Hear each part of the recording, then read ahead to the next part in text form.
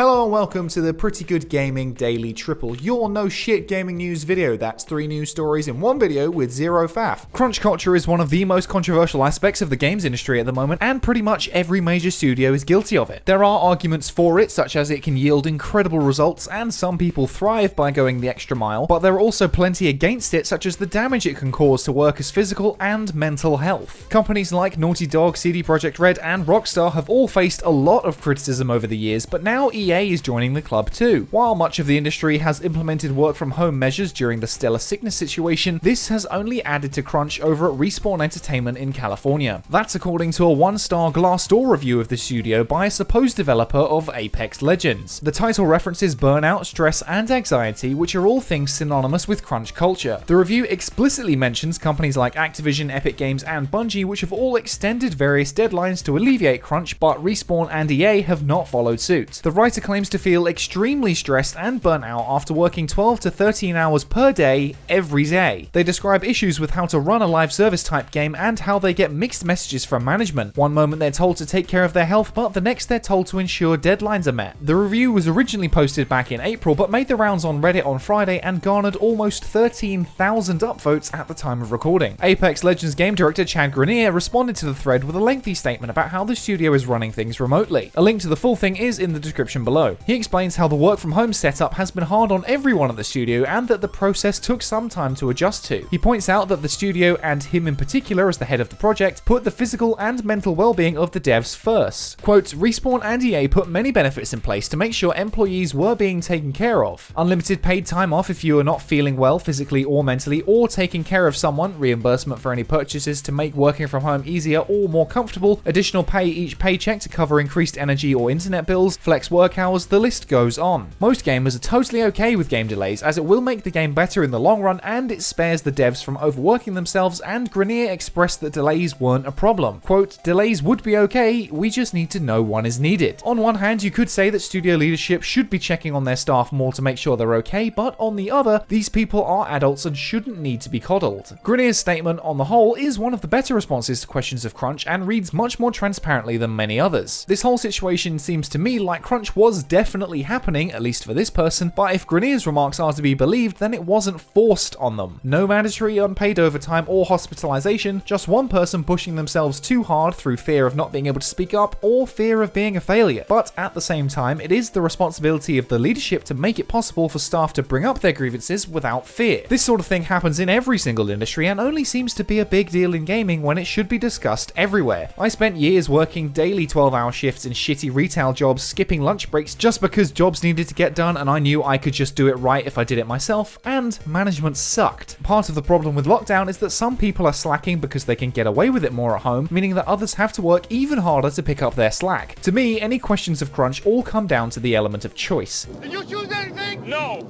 Did you? My mind is totally blank. I didn't choose anything! Do the developers have a choice in how hard they work, or are they being forced to crunch, be that explicitly or implicitly? If you are a developer who wants to push harder and work for longer to achieve something really special, then that should be encouraged and allowed to thrive. However, if that comes at the expense of the worker's health, then it's time for management to step in. This review is the only negative one from the past year, and there have been others since this review was published praising the company, but before all this got traction on Reddit. I have no doubt that some people definitely are crunching at the studio, but this case seems to be far removed from some of the worst horror stories we've all seen and read about. Of course, I could be wrong and things could be a real shit show over there, but as of right now, we only have one alleged testimony against the studio, so we'll have to wait and see if more staff come out with similar stories. An artist who works on Apex also chimed into the thread saying that they've had a very positive experience working for Respawn, as well as a former game designer who had nothing but praise for the studio. Both of those are linked below if you want to read more. What do you think? Is this a case of crunch, or is it just one person working too hard for their own good? And next up, acclaimed visionary genius or pretentious self-righteous prick Hideo Kojima is in talks to work on a new horror game. He is supposedly in early talks with Junji Ito, the famous creator of multiple horror manga series such as Uzumaki and Tomi. I've not read any of Ito's work personally, but based on these images it seems like some really interesting stuff that could totally work in a video game, especially with Kojima's craziness thrown on top. All this comes from an interview with Ito during a Comic-Con at-home video. When asked if he is working on any game development projects at the moment, his response was conveyed by a translator to say that the simple answer was no, but that he had spoken with Kojima about a horror-based game and that Kojima invited him to work on it, but there are no details yet. So whether or not Ito is involved is still up in the air, but it seems to be more evidence pointing to Kojima doing something horror related for his next project at Kojima Productions. All this is yet to be confirmed, of course, but even if Kojima does confirm it, he'll probably make it as convoluted as possible for people to work out. After his messy divorce from Konami in 2015, Kojima left his successful Metal Gear franchise behind, but also the work he was doing on a new title in the Silent Hill series, known simply as Silent Hills. A playable trailer for the game was released, but after the breakup, it was quickly scrubbed from the PlayStation Store, meaning that the only way to play it now is to get hold of someone's PS4 which had it downloaded. For reference, those systems will set you back anything from 300 to 800 quid just to play a demo. Known only as PT, and despite being very short, the demo is considered to be one of the best horror experiences in gaming and shows that Kojima can definitely pull it off. If Kojima is keen on going back to the world of horror and it's anything like PT, I'm all in, because that shit was all kinds of fucked up and I never even got to play it. It was rumored back in March that Konami was looking to sell some of its biggest IPs, including Silent Hill, and that Sony and Kojima were said to be involved. Kojima has repeatedly said that he wants to work on something horror related for his next work, but also that he wants to work on some non-gaming projects. Back in November 2019, shortly after Death Stranding launched, he said, "I want to do a horror game one day, yes, of course. I have some new ideas that I think kind of get out there, but I don't know when. I'll have to think about when I bring this out." Then earlier this year he said, "PC ended as just an experiment, but I would like to make another horror game someday. Something that uses a revolutionary method to create terror, that doesn't just make you pee your pants, but crap them. I have ideas in mind." There you have it, folks. Kojima has ideas about how to make you crap all in his mind. Whatever he's doing, if it's half as good as PT, then I'm all in. Combine that with all the weird imagery that Junji Ito cooks up, then we could be in for something truly horrific some point down the line. Whether that's a new entry in the Silent Hill franchise or another story, we'll just have to wait and see. What do you think? Is Kojima too pretentious, or do you think his weird eccentricities really lend themselves towards strange horror? And finally, Mario 64 is one of the most influential video games of all time and proved what could be done in a 3D space. Much of Nintendo's success can be attributed to having Mario as the company's mascot, but what about his taller, slightly less chubby brother, Luigi? Apparently, he was buried in the code for Mario 64 all along, and people have been working to decode all that data to finally reveal his character model over 24 years later. All this came from a huge leak at Nintendo, which dumped the source code for a bunch of classic Nintendo titles, including Mario 64, Ocarina of Time, Star Fox, and many others. Luigi was meant to be in the game as a playable co-op partner in multiplayer mode, but was ultimately cut because the devs were unsatisfied with the results. But now, at long last, people can see him in all his green glory. Ladies and gentlemen,